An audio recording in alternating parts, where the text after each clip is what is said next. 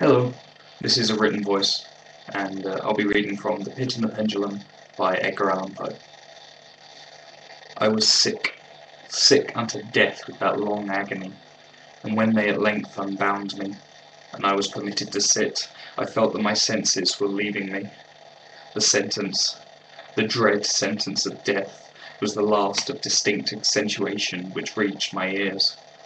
After that, the sound of the inquisitorial voices seemed merged in one dreamy, indeterminate hum. It conveyed to my soul the idea of revolution, perhaps from its association in fancy with the burr of a mill wheel. This only for a brief period, for presently I heard no more. Yet, for a while I saw, but with how terrible an exaggeration! I saw the lips of the black-robed judges. They appeared to me whiter than the sheet upon which I traced these words, and thin even to grotesqueness, thin with the intensity of their expression of firmness, of immovable resolution, of stern contempt of human torture. I saw that the decrees of what to me was fate were still issuing from those lips. I saw them writhe with a deadly locution. I saw them fashion the syllables of my name, and I shuddered because no sound succeeded. I saw, too, for a few moments of delirious horror, the soft and nearly imperceptible waving of the sable draperies which enwrapped the walls of the apartment. And then my vision fell upon the 7 tall candles upon the table. At first they wore the aspect of charity, and seemed white, slender angels who would save me. But then, all at once, there came a most deadly nausea over my spirit, and I felt every fibre in my frame thrill as if I had touched the wire of a galvanic battery, while the angel forms became meaningless spectres with heads of flame, and I saw that from them there would be no help.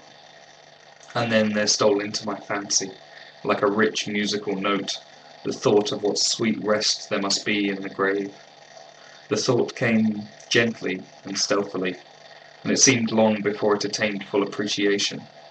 But just as my spirit came at length properly to feel and entertain it, the figures of the judges vanished, as if magically from before me.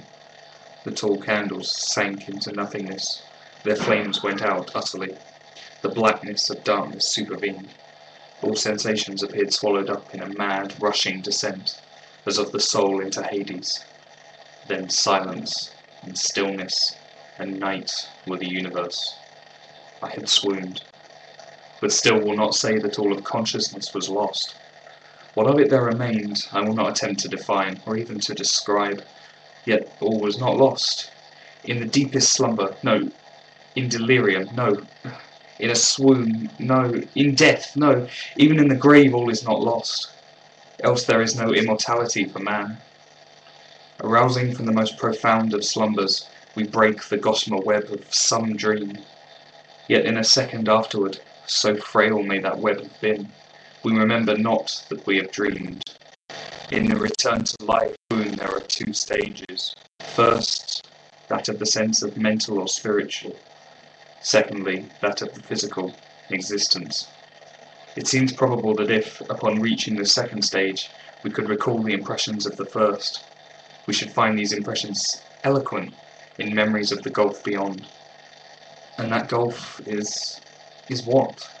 How at least shall we distinguish its shadows from those of the tomb?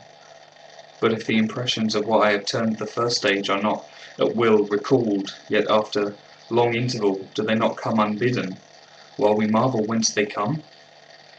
He who has never swooned is not he who finds strange palaces and wildly familiar faces in coals that glow, is not he who beholds floating in mid-air the sad visions that the many may not view, is not he who ponders over the perfume of some novel flower, is not he whose brain grows bewildered with the meaning of some musical cadence which has never before arrested his attention. Amid frequent and thoughtful endeavours to remember, amid earnest struggles to regather some token of the state of seeming nothingness into which my soul had lapsed, there have been moments when I have dreamed of success. There have been brief, very brief periods when I have conjured up remembrances which the lucid reason of a later epoch assures me could have had reference only to that condition of seeming unconsciousness. These shadows of my memory tell, indistinctly, of tall figures that lifted and bore me in silence down, down, still down, till a hideous dizziness oppressed me at the mere idea of the interminableness of the descent. They tell also of a vague horror at my heart, on account of that heart's unnatural stillness. And then comes a sense of sudden motionlessness throughout all things, as if those who bore me, a ghastly train, had outrun, in their descent, the limits of the limitless, and paused from the wearisomeness of their toil. After this I call to mind flatness and dampness, and then all is madness, the madness of a memory which busies itself among forbidden things. Very suddenly there came back to my soul motion and sound, the tumultuous motion of the heart, and in my ears the sound of its beating. Then a pause, in which all is blank. Then again sound and motion and touch, a tingling sensation pervading my frame. Then the mere consciousness of existence, without thought, a condition which lasted long. Then very suddenly thought, and shuddering terror, an earnest endeavour to comprehend my true state, then a strong desire to lapse into insensibility, then a rushing revival of soul, and a successful effort to move, and now a full memory of the trial, of the judges, of the sable draperies, of the sentence, of the sickness, of the swoon. Then entire forgetfulness of all that followed, of all that a later day and much earnestness of endeavour have enabled me vaguely to recall.